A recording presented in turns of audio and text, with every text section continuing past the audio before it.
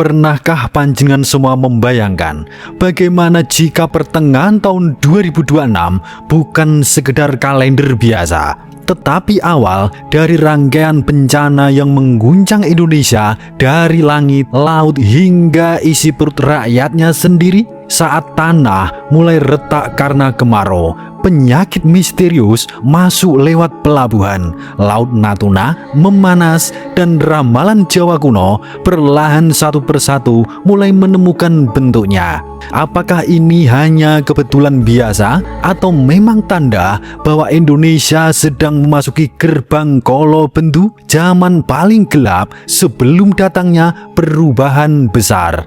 Berikut adalah 7 peristiwa besar yang diprediksi akan mengguncang Indonesia sepanjang tahun 2026.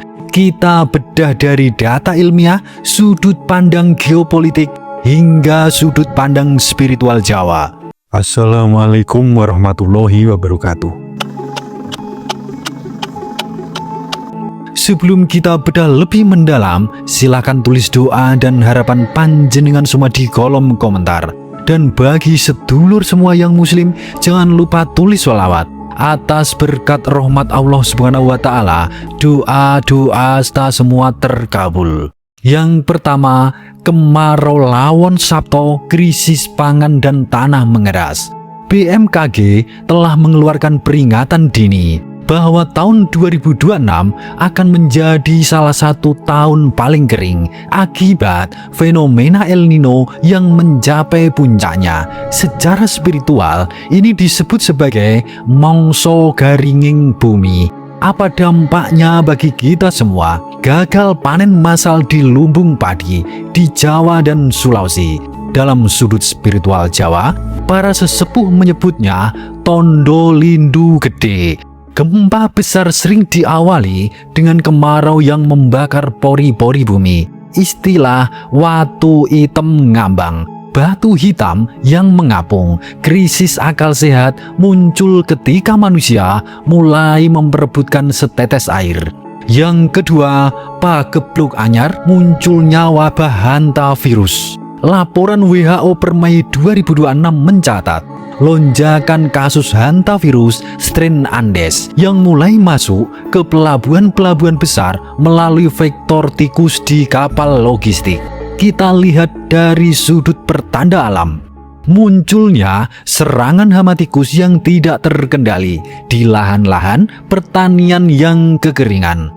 Dalam sudut pandang spiritual Jawa, ini adalah fenomena pagebluk mayangkoro, di mana penyakit datang tanpa terlihat menyerang pernapasan secara mendadak.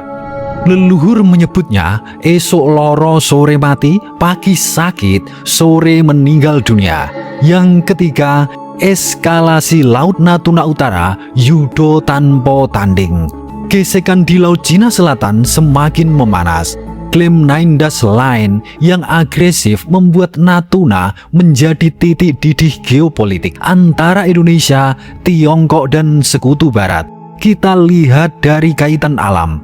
Perubahan arus laut yang ekstrim di Selat Malaka menyebabkan migrasi besar ikan ke wilayah sengketa, memancing konflik antar nelayan dan militer. Dalam sudut pandang spiritual Jawa, inilah nubuat Joko Lodang, di mana batas-batas negara pagar mulai diterjang oleh bangsa asing yang merasa memiliki segalanya. Wong adoh teko njarah rayah. Yang keempat, megatrust dan segoro dadi daratan. Aktivitas seismik di zona subduksi diprediksi meningkat. BMKG dan ahli geologi terus memantau pergeseran lempeng Indo-Australia. Kita analisa dari pertanda alam, perilaku hewan yang gelisah, dan surutnya air laut secara mendadak di pesisir selatan Jawa. Dalam sudut pandang spiritual Jawa, ramalan Jayabaya menyebut segoro dadi daratan, daratan dadi segoro. Secara spiritual, ini adalah simbol prahoro ageng, pembersihan tanah Jawa dari energi negatif yang sudah menumpuk selama ratusan tahun. Yang kelima, krisis Selat Malaka, urat nadi yang tersumbat. Sebagai jalur perdagangan tersibuk, Stabilitas Selat Malaka terancam oleh sabotase cyber dan blokade maritim akibat ketegangan global. Apa dampaknya bagi kita semua? Kelangkaan barang impor dan lonjakan harga BBM yang drastis. Dalam sudut pandang spiritual Jawa, mongso ini disebut zaman edan. Yen ora edan, ora keduman. Kalau tidak ikut gila, tidak kebagian. Rakyat kecil akan merasa terjepit dalam pusaran kepentingan para penguasa yang saling sikut.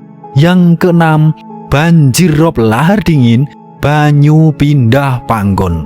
Meskipun kemarau panjang melanda, anomali cuaca menyebabkan hujan lokal ekstrim yang membawa material vulkanik dari gunung-gunung aktif yang baru saja meletus. Kita lihat dari pertanda alam, sering munculnya awan berbentuk barisan prajurit atau awan wedhus gembel yang tidak biasa. Sementara dalam sudut pandang spiritual Jawa, istilah banyu pindah panggon atau air pindah tempat menggambarkan air yang seharusnya di laut atau sungai justru masuk ke rumah manusia. Sebagai pengingat bahwa manusia telah merusak keseimbangan jagat alit dan jagat gede. Yang ketujuh, guncangan sosial kolo bentu ke kolo subo. Puncak dari segala krisis ini adalah guncangan sosial ekonomi. Masyarakat mulai jenuh dengan janji politik dan ketidakpastian global. Apa dampaknya? Protes besar-besaran akibat mahalnya kebutuhan pokok, pangan dan energi. Dalam sudut pandang spiritual Jawa, inilah titik nadir dari zaman kolo bentu, zaman kesengsaraan. Namun dalam filosofi Jawa, setelah kolo bentu akan muncul kolo subo, zaman kemakmuran. Syaratnya, rakyat harus kembali ke jati diri manunggaling kawulo Gusti. Alam tidak pernah menghukum tanpa memberi tanda. 2026 adalah tahun di mana kita diminta untuk kembali moco alam, membaca alam. Sebagaimana wejangan kuno, ojo dumeh, ojo lali lan ojo keladi. Jangan sombong, jangan lupa diri, dan jangan bertindak bodoh. Kita mungkin tidak bisa menghindari badai, tapi kita bisa menyiapkan payung iman dan kemanusiaan. Tetap waspada, tetap membumi. Suradira Jaya Ningrat lebur dening pangastuti. Wassalamualaikum warahmatullahi wabarakatuh.